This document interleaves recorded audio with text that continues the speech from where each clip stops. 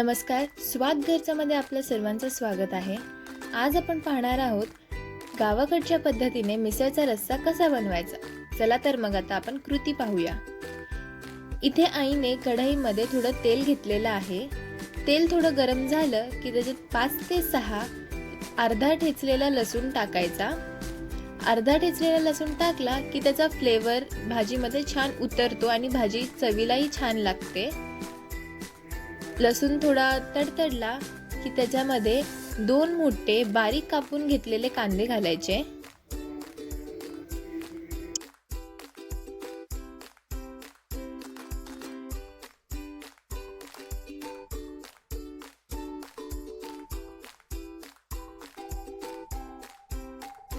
कांदा थोडा परतला की त्याच्यामध्ये 7 ते 8 कढीपत्त्याची पानं घालायची आणि एक बारीक कापून घेतलेला टोमॅटो। हे सगळं छान परतून घ्यायचं जेणेकरून ते कच्चं राहणार नाही।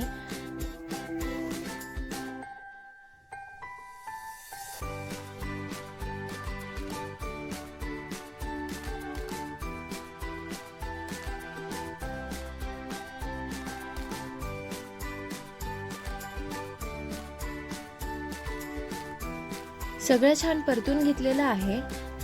आता त्यात आपण 1 स्मॉल टेबलस्पून धना पावडर आणि 1 स्मॉल टेबलस्पून जिरा पावडर घेतलेली आहे ती टाकणार आहोत।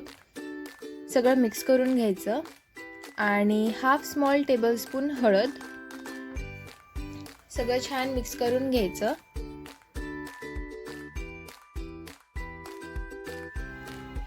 सगळं मिक्स करून झालं की इथे आपण आता उसळ घालणार आहोत।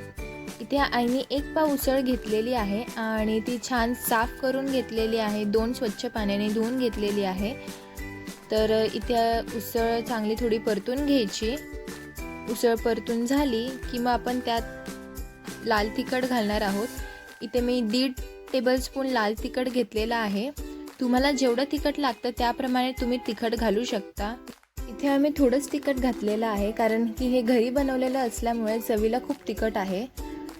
तुम्हाला पाहिजे तेवढ्या प्रमाणात तुम्ही तिखट घालू शकता। आता हे सगळं नीट मिक्स करून घ्यायचं। यात आता 2 मीडियम साईजचे बटाटे घालणार आहोत। बटाटे ऑप्शनल आहेत, तुम्हाला नको असतील तर तुम्ही बटाटे स्किपही करू शकता। आता हे परत छान सगळं मिक्स करून घ्यायचं। चवीनुसार मीठ घालायचं।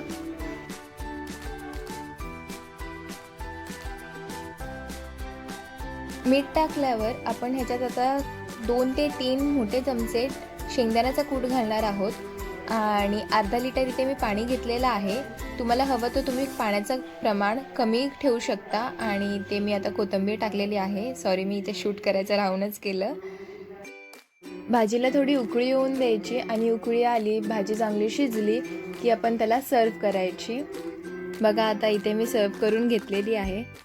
कशी वाटते तुम्हाला आजची रेसिपी? नक्की घरी ट्राय करून पहा आणि कमेंट सेक्शनमध्ये नक्की सांगा।